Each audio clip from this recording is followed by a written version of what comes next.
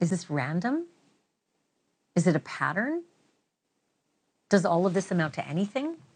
Or is it just the work of a tired, desperate killer, maybe trying to hide bodies and then running out of time and leaving them just like that?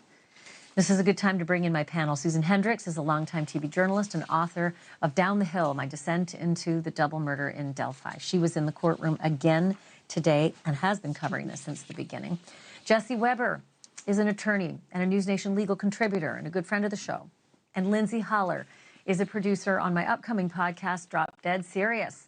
She's also been covering the Delphi case since the beginning. She took those pictures of those signs outside the courthouse today. Welcome to all three of you. Susan, let me start with you and the crime scene pictures. I stared and tried to make sense of those sticks and logs and the formations. I came up with nothing. I'm frustrated with myself, but I don't know if I should be. What is the prevailing wisdom from those who are in the courtroom?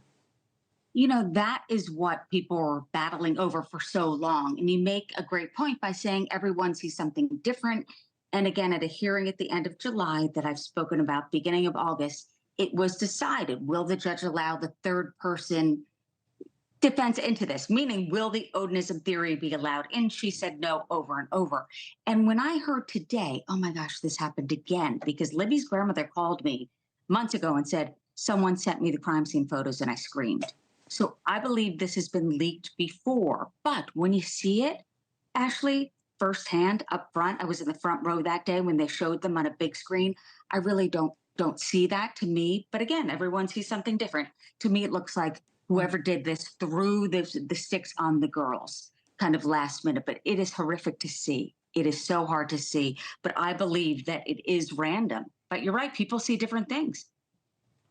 Yeah. Jesse, jump in as a lawyer and just in how his defense attorneys handled these pictures and the positions of those sticks, given the fact they weren't allowed to say, I see pagan ritual formations with these sticks. How did they handle it in front of the jury? They don't even need to go the pagan route. Why? Because they've already put the focus on an alternative suspect. Brad Weber, no relation, apparently lives near the crime scene. And they said in his garage are sticks. And this is also an individual that apparently has a similar gun or the same gun as the prosecutors say Richard Allen has. They also say he has conflicting stories about what he was doing that day. So the idea the jury might see this, might see sticks, might put two and two together and say, there might be more to the story here. And they might believe the defense's narrative that this is a sloppy investigation, which is why you're seeing so much support for Richard Allen outside that courtroom. Well, I'll agree on the sloppy investigation. Let me ask you, Lindsay, you were out there. You went out to the crime scene. You actually followed the steps of the poor girls as they were being marched throughout this sort of death journey. You crossed the river. You went to the site where their bodies were found.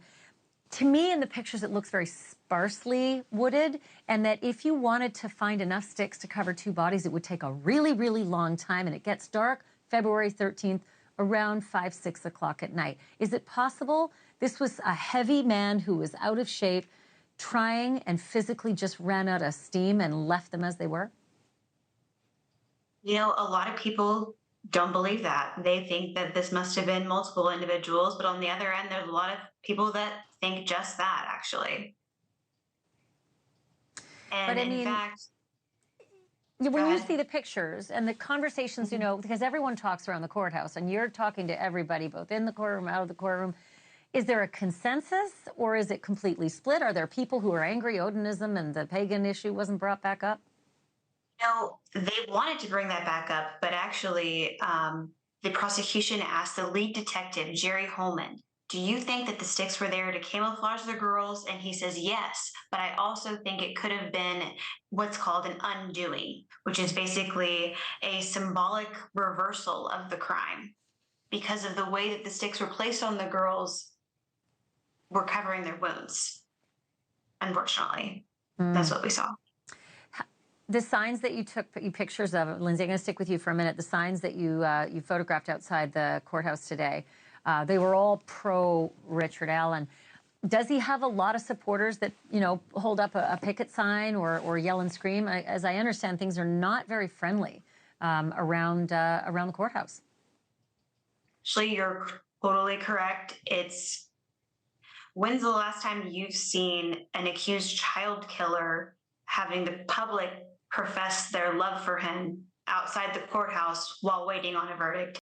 Thanks for watching. Go to joinnn.com to find NewsNation on your screen. And don't forget to click the red subscribe button below to get more of NewsNation's fact-driven, unbiased coverage.